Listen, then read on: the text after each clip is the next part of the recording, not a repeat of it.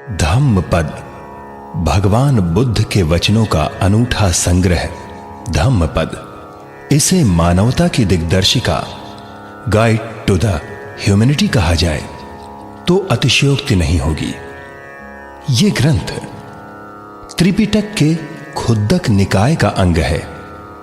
इसमें 26 वग्ग अर्थात वर्ग अथवा अध्याय हैं, जिनमें कुल 423 गाथाएं हैं। गाथा का शाब्दिक अर्थ होता है गेय पद, अर्थात वे पद जिनका संगायन किया जा सके। धम्म पद की प्रत्येक गाथा गेय है।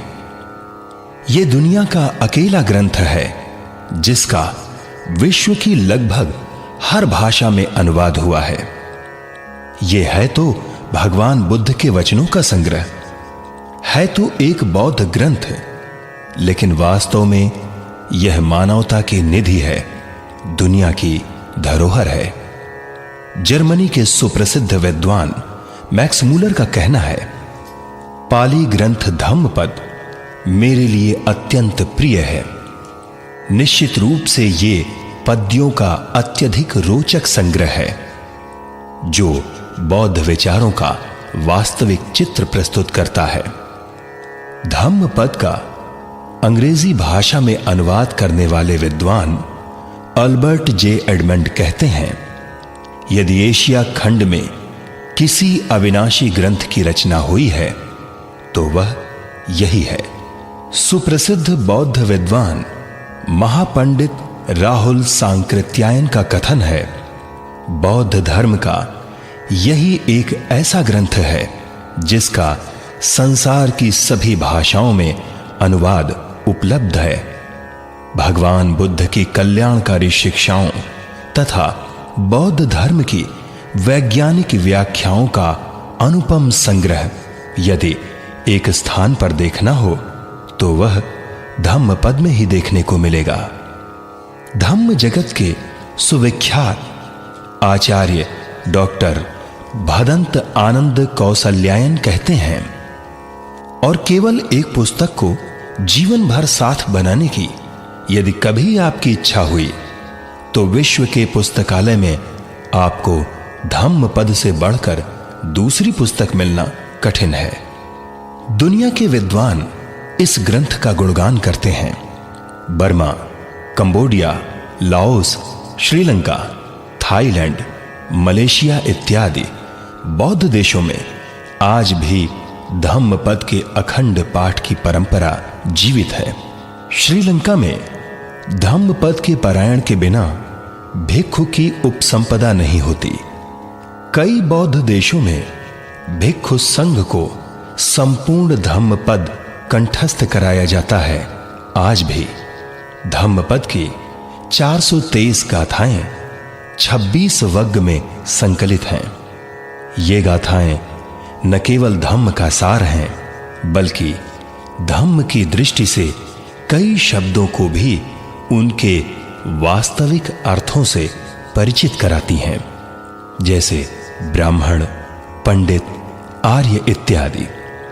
भगवान बुद्ध की देशनाओं के अनुसार ये गुणवाचक संज्ञाएं हैं, न कि जातिवाचक अथवा नस्लवादी उपमाएं।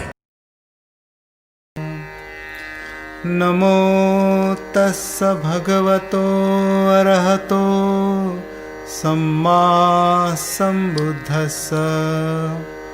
धम्मपद यमक वग्गो। मनो पुब्बंगमा धम्मा मनो सेठा मनोमया मनसा चे पदुट्ठेन भासति वा करोति वा ततो नं दुःखमन्वेति चक्कं ववहतो पदं। मन समस्त धर्मों का पूर्वगामी है। समस्त धर्म मनोमय है। मन श्रेष्ठ है। जब भी व्यक्ति प्रदूषित मन से बोलता या कार्य करता है तो दुख उसके पीछे वैसे ही चलता है जैसे पैरों के पीछे गाड़ी के पहिए चलते हैं। मनोपुब्बंगमा धम्मा मनोसेठा मनोमया मनसा चेपसन्नेन भासति वा करोति वा ततो नं सुखमन्वेति छायाव अनपायिनी। मन समस्त धर्मों का पूर्वगामी है। समस्त धर्म मनोमय है। मन श्रेष्ठ है। जब भी व्यक्ति प्रसन्न मन से बोलता या कार्य करता है तो सुख उसके पीछे वैसे ही हो लेता है जैसे कभी साथ न छोड़ने वाली छाया पीछे पीछे चलती है। अक्कोचिमं अवधिमं अजिनिमं अहासिमे एचतं उपनयन्ति वेरं ते संग न सम्मति। मुझे आक्रोशित किया, मुझे मारा, मुझे पराजित किया, मुझे लूट लिया।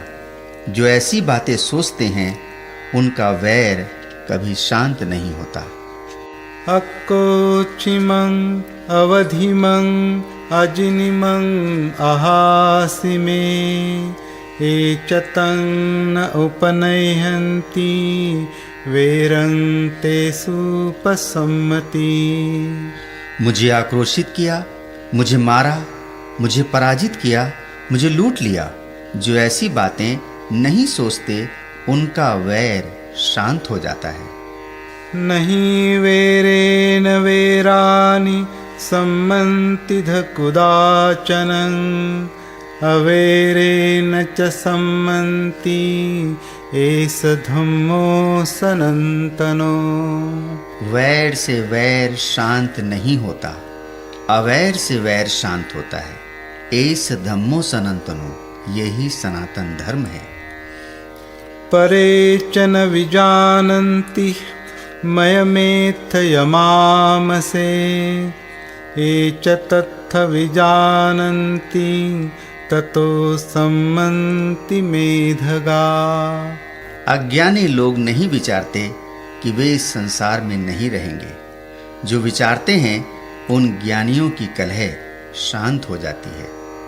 शुभानुपस्सिं विहरन्तं इन्द्रियेषु असंतं भोजनं हि अमत्तञ्जु कुसीतं हीनवीर्यं तं वे पसहति मारो वातो रुखं व दुर्बलं।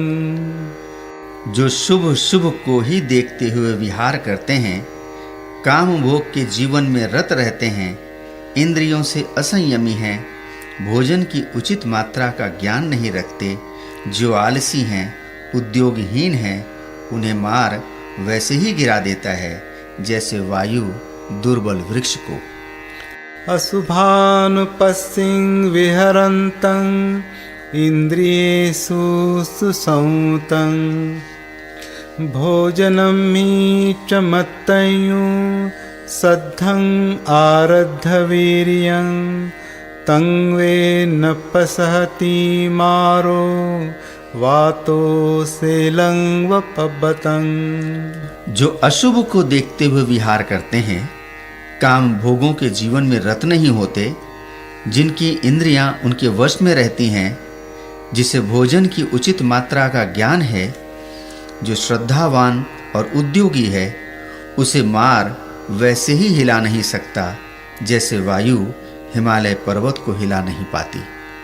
अनिक्कसावो कासावं यो वत्थं परिदहे सति अपेतो दमसच्चेन न सो कासावमर्हति। जो मन को निर्मल किए बिना काषाय वस्त्रों को धारण करता है, सत्य और इंद्रिय दमन से रहित वो व्यक्ति काषाय वस्त्रों का अधिकारी नहीं है। धम्मपद के बारे में जानकारी के लिए संघकाय टाइम्स पे पूरा धम्मपद आप सुने। जितनी भी वज्ञ है उसके बारे में सारी जानकारी संघकाय टाइम्स पे दी गई है। आप उसको सब्सक्राइब करें यूट्यूब पे। धन्यवाद।